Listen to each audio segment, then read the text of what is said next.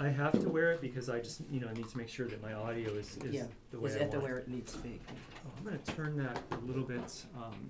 There's not very much mobility on that. Okay. I'm going to turn it kind of sideways, so if you talk Okay. across, Gotcha. yeah, Gotcha. that would be perfect.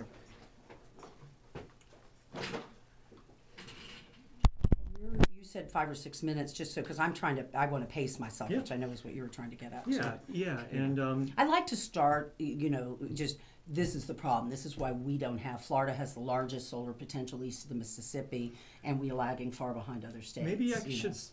Then maybe the question about the amendment will be my second question. Maybe I'll just say, how is? Yeah, people like why don't we have solar in the Sunshine State? Mm-hmm. Because it's kind of obvious, it connects to people because they're like, yeah, why don't we have solar? Why do less sunny states like New Jersey and Massachusetts and Germany have a great deal more solar? Right. Germany has the cloud cover of Alaska. Before we get too far ahead of ourselves, I want to make sure I have the right level. What is your name and title, please? Susan Glickman. I'm the Florida Director of Southern Alliance for Clean Energy. Tell our listeners about solar power in Florida, how much of it there is and how much potential there is. Florida has a great potential for solar power. In fact, we have the greatest solar potential east of the Mississippi, but we don't have much solar in Florida because of the influence of the big monopoly electric utilities, which cover the great potential in the state. They have stifled solar through their political contributions at the state legislature, so our policy doesn't allow for it. We are one of only 4 states where the law expressly prohibits the third-party sale of electricity. But there's an amendment on the Florida ballot, or it could be on the Florida ballot next year, that would encourage solar power. What's that amendment like, and what effect might it have? That's right. Because the Florida legislature won't give us the kind of policy that would allow solar to flourish in the Sunshine State, a group of very diverse citizens have come together. It's a real collection of people from the political left and the political right under the banner of the Floridians for Solar Choice. So we have the Tea Party Network, the Christian Coalition, Conservatives for Energy Freedom, as well as business groups like the Florida Retail Federation and the Florida Restaurant Lodging Association, and more traditional advocacy groups for clean energy like the Southern Alliance for Clean Energy and Greenpeace and Sierra Club. So they've come together to propose a constitutional amendment that would allow for third parties to come into Florida and sell you electricity. It's a very common financing model around the country, and a solar company will come in at no upfront cost, put solar on your roof, and they'll lock you into price and sell you that solar electricity at a price less than you're paying to your monopoly utility. So if that gets on the ballot, and if it's passed by 60% of Floridians, then it would become part of the Florida Constitution, but there's this competing amendment. What would that be? That's right. We've been having so much success in bringing such a cross-section of people together, and we've been gathering the signatures. It's a rather onerous process, which we can go into in a minute.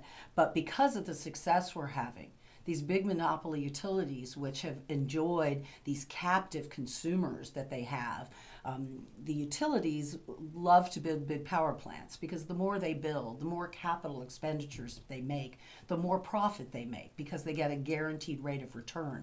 So they don't want to do energy efficiency. They don't want to do solar. They don't want to sell less energy any more than McDonald's wants to sell less hamburgers. So in order to confuse people, they've set up their own initiative. And it's the oldest political ploy in the book to trick and confuse people. They call their initiative Consumers for Smart Solar. There are no consumers involved in it. It is a whole grouping of hired guns and front groups that the utilities and their allies like the Koch brothers are funding to make it harder for us to gather signatures, to make it harder for us to raise money, and in general. So their initiative would do nothing but enshrine current law into the state constitution. And Dr. Phil has the saying, he says, how's that working out for you so far? So we have not done well with solar in the state of Florida. So no one who wants to advance or see solar flourish would want to enshrine in the Constitution current law. So they're trying to confuse people. They're trying to suggest that this is a better path for consumers. It's just not so. And but the solar is incredibly popular. And when we have tested the message of what solar choice will do, which is to allow an outside company to come in at no upfront cost, put solar on your roof and sell you the electricity, we get support for that in the 80 percentile range. People really, really want to see solar. I think it's just intuitive in Florida to take advantage of the fuel that we have. We send $50 billion or more each year, every year, out of state to buy fuel from elsewhere, to buy coal, to buy natural gas. If we would keep those energy dollars right here in our own state, supporting local communities, creating local jobs, and the opportunity to save money, because the cost of solar has come down so exponentially that really building utility scale solar is cheaper than building a new natural gas plant. Who are some of the companies that are opposed to increasing the amount of solar production in Florida? Yeah, the really big companies, actually. In fact, the largest utility in the country is Duke Energy. And Duke Energy is a big player in Florida, and they are one of the utilities contributing. The other one, and is probably the the biggest opponent of all, is a company called Florida Power and Light. They're the biggest utility in Florida, and their parent company, which is Next Era Resources, is the largest wind and solar producers in the country. And they compete in 26 states around the country, and they don't allow for competition in their own state because they've got a captive audience. And right now, they have plans to build 4 more new natural gas plants. And remember what I said before, these big utilities want to make big capital investments because they get a guaranteed rate of return, and it's in the 10 to 11% range. And I don't think there are a lot of people getting a guaranteed 10 or 11% rate of return on their money. They're trying to build a 515-mile gas pipeline. That's Florida Power and Light's parent company. Duke Energy has bought a 6.5% position in this pipeline. So it's all about building this infrastructure, these power plants, these pipelines, these transmission lines, because then they will get a guaranteed return for decades. And Florida consumers are captive customers, and they're going to be paying for power plants that we don't need for many, many years to come, while the utilities keep them from putting solar on their roof. They've gutted the energy efficiency programs in the state of Florida. And meanwhile, our regulators and the Florida lawmakers stand by and watch this happening because of the tremendous influence of these companies.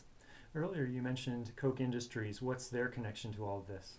So in the utility initiative that's being run, I call it Corporations for Stifling Solar, they have brought up a number of what we just call front groups. One is Americans for Prosperity. Americans for Prosperity has famously been, not only is it funded by the Koch brothers, it was initiated by the Koch brothers as a group that is out there.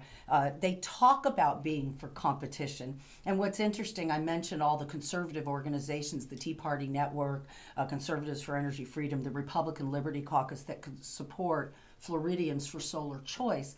They come in the free market and competition door. So what I'm finding more and more is true conservative principles value competition. They don't like monopolies. So that's what's interesting. So to have the Americans for Prosperity, a famously Koch brother funded group, saying that they don't want competition, I mean, you can see the hypocrisy there. There's another organization called 60 Plus, and they were set up a long time ago by the Koch brothers really to fight sort of the AARP and other senior groups. So we're seeing these front groups. Ralph Reed, who was the original one of the founders with Pat Robertson of the Christian Coalition, his group, the Faith and Freedom Coalition, their Florida chair is a former state representative, Jim Callinger, and he is co-chairing the utilities efforts. So these are all groups that have gotten for many years funding from the Koch brothers. So, they want to sell gas and oil. So it's not a surprise that the Koch brothers have teamed up with the utilities to fight solar choice. And finally, if both of these competing solar initiatives make it onto the ballot, and let's say they both pass, what would happen then? Well, it's really interesting to see. If the Solar Choice Amendment passes, it will pass and become law. I don't think it will impact it. I have my own personal feeling that the utilities will not take this sham solar amendment all the way to the ballot. It likely would not pass muster at the Florida Supreme Court and be approved.